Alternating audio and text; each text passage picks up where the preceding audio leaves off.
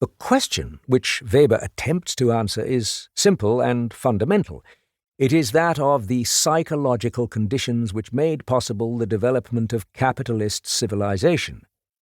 Capitalism, in the sense of great individual undertakings involving the control of large financial resources and yielding riches to their masters as a result of speculation, money lending, commercial enterprise, buccaneering, and war, is as old as history.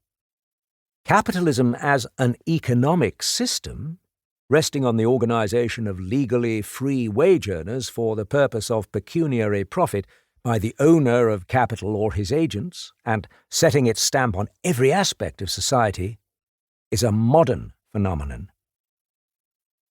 All revolutions are declared to be natural and inevitable once they are successful, and capitalism, as the type of economic system prevailing in Western Europe and America, is clothed today with the unquestioned respectability of the triumphant fact.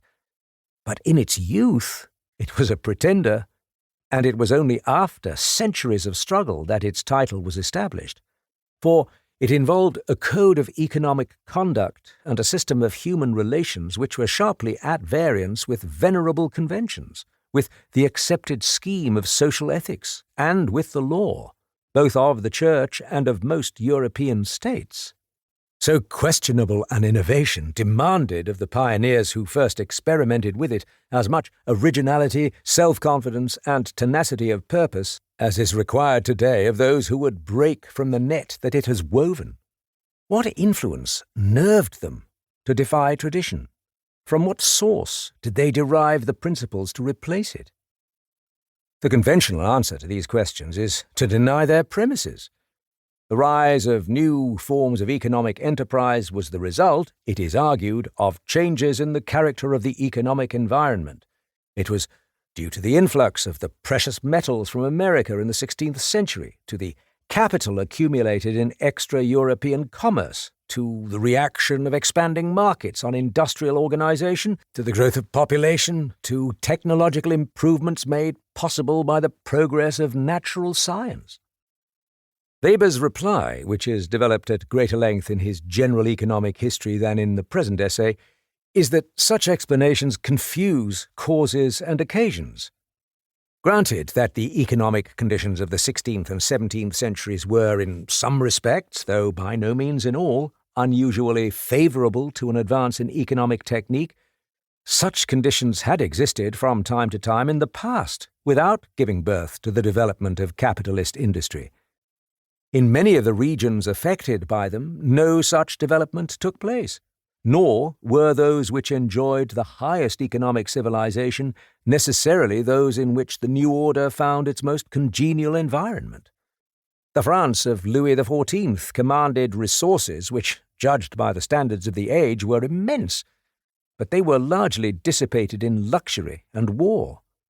The America of the 18th century was economically primitive, but it is in the maxims of Franklin that the spirit of bourgeois capitalism, which, rather than the grandiose schemes of mercantilist statesmen, was to dominate the future, finds, Weber argues, its naivest and most lucid expression.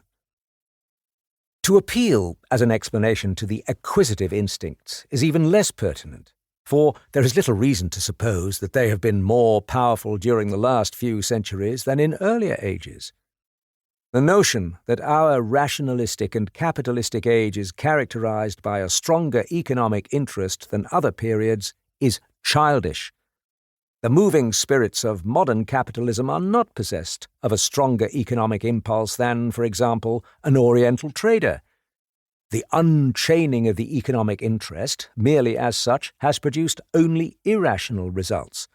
Such men as Cortes and Pizarro, who were perhaps its strongest embodiment, were far from having an idea of a rationalistic economic life.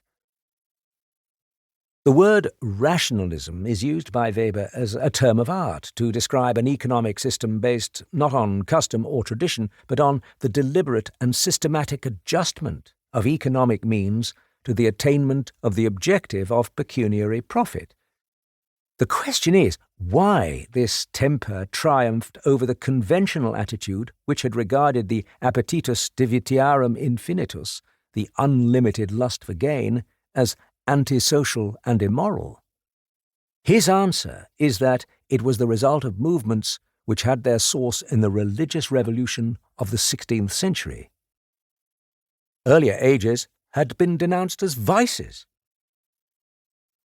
The force which produced it was the creed associated with the name of Calvin.